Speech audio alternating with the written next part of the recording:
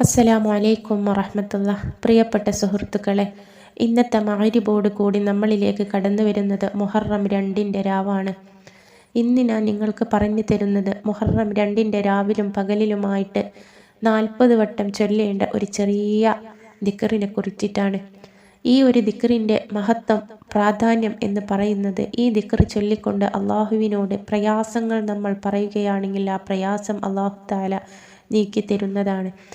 എന്തെങ്കിലും ഇടങ്ങേറുകളും വിഷമങ്ങളും നമ്മുടെ ജീവിതത്തിൽ അലട്ടിക്കൊണ്ടിരിക്കുന്നുണ്ടെങ്കിൽ ഈ ഒരു ദിക്റിനെ ഇന്നത്തെ രാവിലോ നാളത്തെ പകലിലോ ആയിട്ട് 40 വട്ടം നിങ്ങൾ ചൊല്ലിക്കൊണ്ട് അള്ളാഹുവിനോട് നിങ്ങൾ കൈകൾ ഉയർത്തി ചോദിക്കുക. പ്രയാസങ്ങളും പ്രശ്നങ്ങളും അള്ളാഹു തആല നിങ്ങളിൽ നിന്നും ഇല്ലാതെയാക്കി തരികയും ചെയ്യുന്നതാണ്.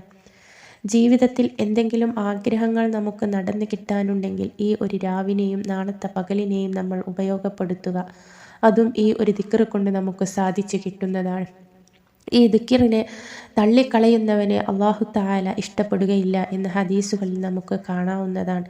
കാരണം ഈ ഒരു ദിക്ർ എന്ന് പറയുന്ന ഇത് നമുക്ക് അത്രക്കും മഹത്വമേറിയിട്ടുള്ള ഒന്നാണ്. റസൂലിന് ഏറ്റവും ഇഷ്ടപ്പെട്ടിട്ടുള്ള വാക്കുകളും അതുപോലെ അള്ളാഹുവിന് ഏറ്റവും ഇഷ്ടപ്പെട്ടിട്ടുള്ള വാക്കുകൾ കൂടെയാണ് ഇതിൽ പറയുന്നത്. അതുകൊണ്ട് ഈ ഒരു ദിക്റിന് നമ്മൾ ആദരപൂർവ്വം 40 വട്ടം ചൊല്ലുക. തുടർന്ന് അള്ളാഹുവിൻ്റെ മുമ്പിൽ കൈകൾ ഉയർത്തിക്കൊണ്ട് ദുആ ചെയ്യുകയും ചെയ്യുക. ഇനി ഏതാണ് ആ ഒരു ദിക്ർ എന്ന് കൂടെ ഞാൻ നിങ്ങൾക്ക് ഇതിലൂടെ പറഞ്ഞു തരാം. ലാ ഇലാഹ ഇല്ലാ അൻത സുബ്ഹാനക ഇന്നി കുൻതു മിനൽ ളാലിമീൻ. ലാ ഇലാഹ ഇല്ലാ അൻത സുബ്ഹാനക ഇന്നി കുൻതു മിനൽ ളാലിമീൻ. പരിശുദ്ധവാനായ അള്ളാഹുവേ, നീ അല്ലാതെ ഇലാഹില്ല, ഞാൻ അക്രമികളുടെ കൂട്ടത്തിലാകുന്നു. അപ്പോൾ ഈ ഒരു അർത്ഥം വരുന്ന ഈ ഒരു ദിക്റിനെ മുഹറം 10 വരെ നമുക്ക് 40 വട്ടം ചൊല്ലാവുന്നതാണ്.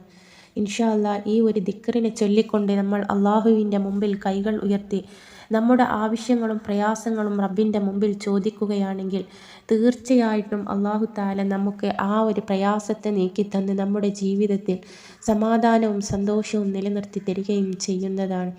അതുകൊണ്ട് ഈ ദിക്റിനെ നിങ്ങൾ പരമാവധി ഉപയോഗപ്പെടുത്തുക. പരമാവധി നിങ്ങൾ ചൊല്ലിക്കൊണ്ട് അള്ളാഹുവിനോട് ദുആ ചെയ്യുക. അള്ളാഹു തആല നമ്മുടെ ആഗ്രഹങ്ങളെയും ആവശ്യങ്ങളെയും ഉദ്ദേശങ്ങളെയും പെട്ടെന്ന് നമുക്ക് കബൂലാക്കി തരികയും ചെയ്യുമാറാകട്ടെ. അസ്സലാമു അലൈക്കും വറഹ്മത്തുള്ളാഹി.